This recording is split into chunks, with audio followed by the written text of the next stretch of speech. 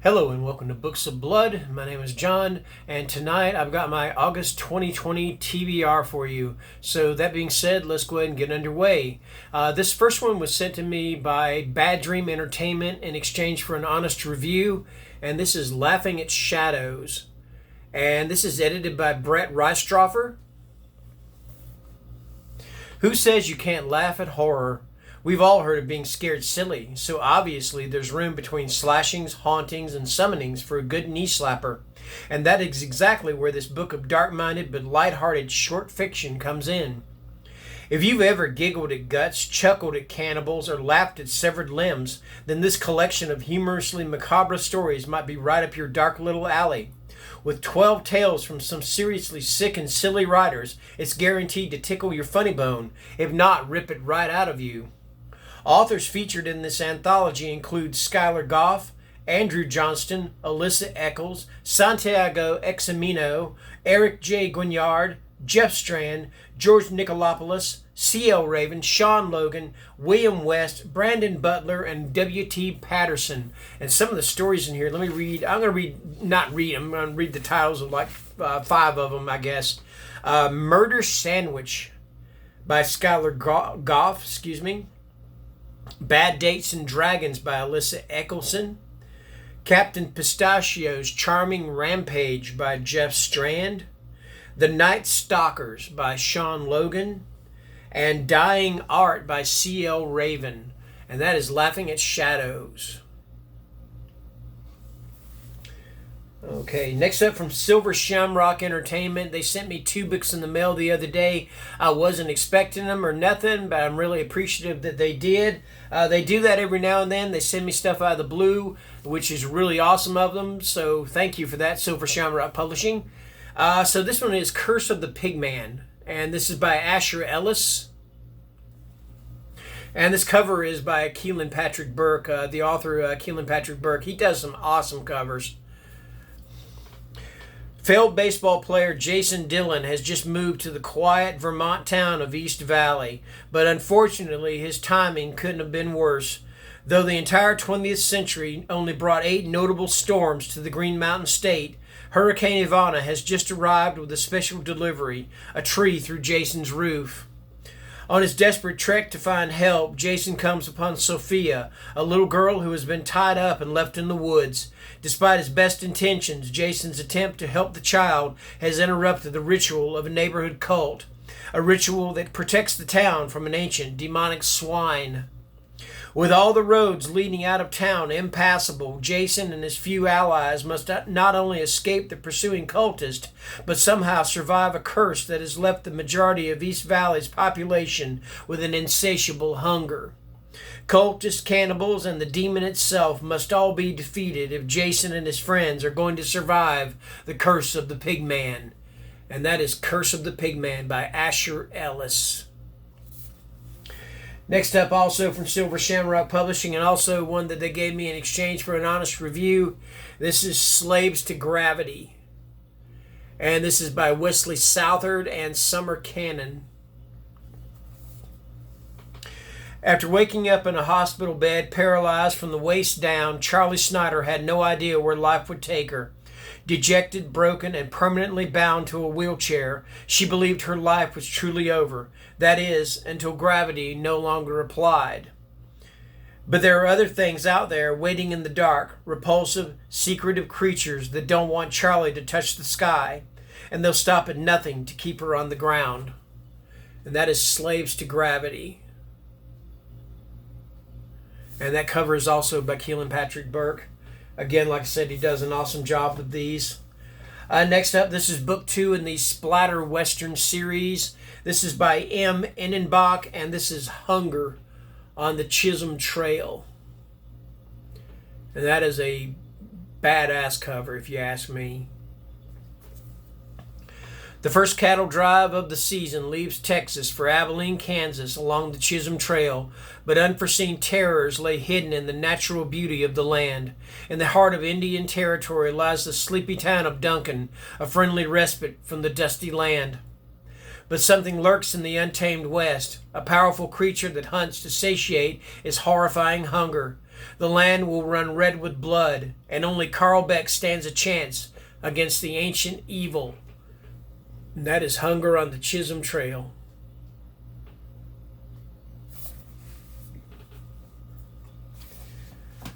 Okay, next up from Daniel Kraus, who is the author of The Shape of Water, which of course became the Guillermo del Toro Oscar-winning movie.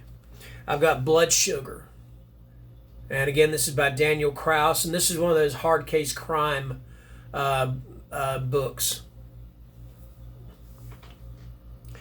In a ruined house at the end of Yellow Street, an angry outcast hatches a scheme to take revenge for all the wrongs he has suffered. With the help of 3 alienated kids, he plans to hide razor blades, poison, and broken glass in Halloween candy, maiming or killing dozens of innocent children. But as the clock ticks closer to sundown, will one of his helpers, an innocent himself, in his own streetwise way, carry out or defeat the plan? Told from the child's point of view in a voice as unforgettable as A Clockwork Orange, Krause's novel is at once frightening and emotional, thought-provoking, and laugh-out-loud funny. It'll make you rethink your concepts of family, loyalty, and justice, and will leave you double-checking the wrappers on your Halloween candy for the rest of your days. And that is Blood Sugar.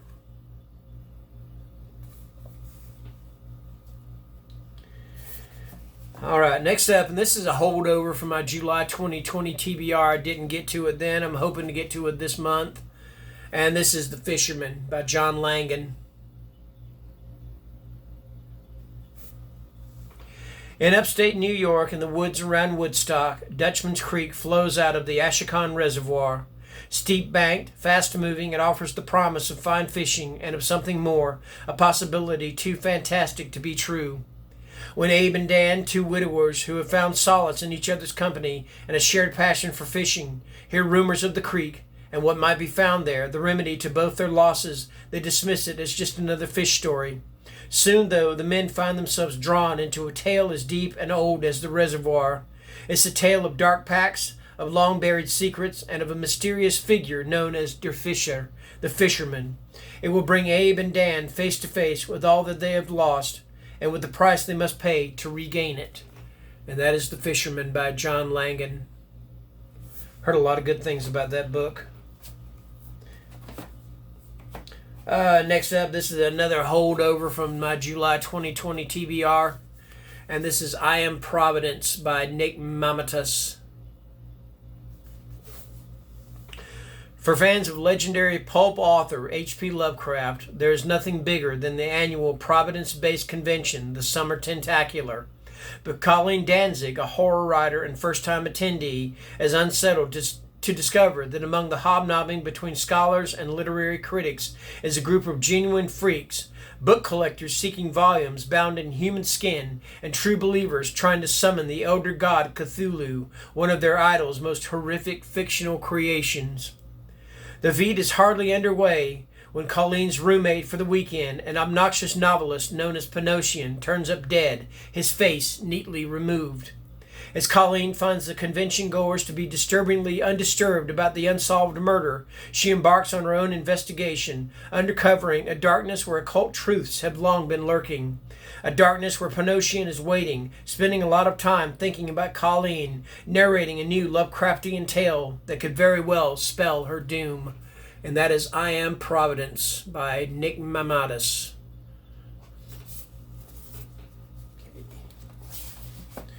All right, next up, and I just got this one in the mail the other day. This is the debut novella from Joshua Marcella. And yes, that rhymed, and it is Scratches. A mother and son with a strained relationship inherit a house following the sudden death of a family member with a violent past. When the son moves his bedroom into the basement, he starts to experience unexplainable and terrifying phenomena.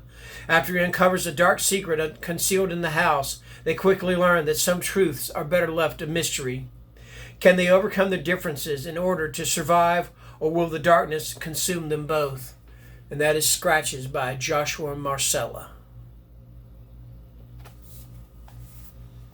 Alrighty. Next up from Carlton Mellick III. This is a strange one. I'm just going to tell you that right now. This is a strange one. He's the one that wrote Ape Shit. I just read that one and I think I did a review on it. And yes, I did do a review on it. This is The Haunted Vagina. Yeah. It's difficult to love a woman whose vagina is a gateway to the world of the dead. Steve is madly in love with his eccentric girlfriend, Stacy. Unfortunately, their sex life has been suffering as of late because Steve is worried about the odd noises that have been coming from Stacy's pubic region. She says that her vagina is haunted. She doesn't think it's that big of a deal. Steve, on the other hand, completely disagrees. When a living corpse climbs out of her during an awkward night of sex, Stacy learns that her vagina is actually a doorway to another world. She persuades Steve to climb inside of her to explore this strange new place. But once inside, Steve finds it difficult to return, especially once he meets an oddly attractive woman named Fig, who lives within the lonely haunted world between Stacy's legs. Yeah, again, this is The Haunted Vagina. Carlton Mellick III. Odd book. All right, next up I've got the third book in the Splatter Western series. The first one was The Magpie Coffin by Wally Young. The second one was Hunger on the Chisholm Trail by M. Enenbach, which I just talked about. And this one is Dust by Chris Miller. And I do know they are working on a third one, or a fourth one, excuse me, but I can't remember what the name of it is. 1879. An unknown and timeless evil descends on East Texas. James D., bestowed with knowledge from beyond, moves through time and space, pursuing age-old horrors and ending their reigns. As he seeks the hidden town of Dust to continue his life work, another is hot on his heels and will stop at nothing to rip the divine knowledge from D. As three opposing forces collide, D becomes both hero and villain in his quest against the elders. He doesn't have time to be sorry. There are gods to kill. That's Dust by Chris Miller. All right. And then I've got from Levi Black. This is book 3 is the final book of the Mythos War. And this is Death Goddess Dance. And the first book in the series was Red Right Hand, if you can see it. And the second book was Black Goat Blues. And I really enjoyed both of those. And I'm really hoping I enjoyed the last one in the series. I hope it doesn't turn out to be a letdown. But the way it's going, I don't think it's going to. I don't know if I'm going to read the synopsis for this. Actually, I'm not, because I don't want to give away any spoilers in case somebody does want to read it. So yeah, that is Death Goddess Dance. Okay, and finally, another holdover from my July 2020 TBR, and that is If It Bleeds by Stephen King. I was hoping I would get to this book before July ended, but I don't see it happening because right now I'm in the middle of the Horror in 24 TBR, the Horror in 24 readathon, and I don't even think I'm going to get through with that. I'm going to get through it, most of it, but not all of it. Anyway, that's going to do it for my August 2020 TBR. And I appreciate you watching. Another thing I want to say is that I have actually gone over 500 subscribers. And I thank each and every one of you. Thank you very much for this. And here's to 500 more. I hope I can do it. So that being said, you guys have a great evening and good night.